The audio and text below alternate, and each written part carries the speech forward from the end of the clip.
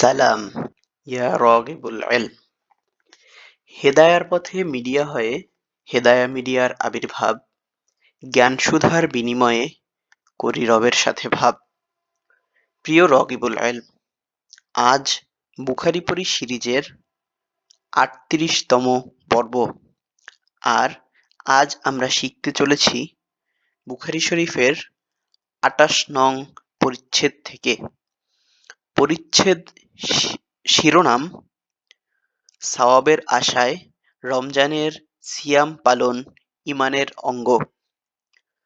Islamic foundation প্রকাশনার বুখারী শরীফ হাদিস নং ৩৭-৩৭ বর্ণিত হয় যে, ইবনু সালাম রহমতুল্লাহি আলাইহ আবু হুরায়রা রাদিয়াল্লাহু তাআলা আনহু থেকে বর্ণিত, তিনি বলেন, রাসূল সাল্লাল্লাহু আলাইহি ওয়াসাল্লাম ইরশাদ করেন, যে ব্যক্তি ঈমান সহ সওয়াবের আশায় রমজানের সিয়াম পালন করে, তার পূর্বের গুনাহ মাফ করে দেওয়া হয়।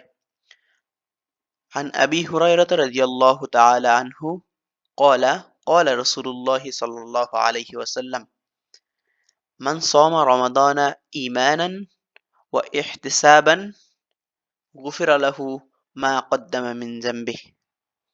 এভাবেই প্রতিদিন একটি করে হাদিস শিখে রাসূল সাল্লাল্লাহু আলাইহি ওয়াসাল্লামের ব্যক্তিত্বকে আপন করে নিতে হেদায়া মিডিয়া সাবস্ক্রাইব করে বেল বাটনে অল সেট আপ করুন।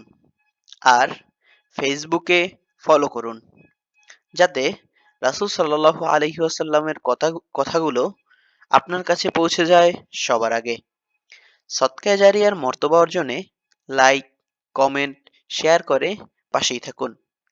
আসসালামু আলাইকুম ওয়া রাহমাতুল্লাহি ওয়া বারাকাতুহু।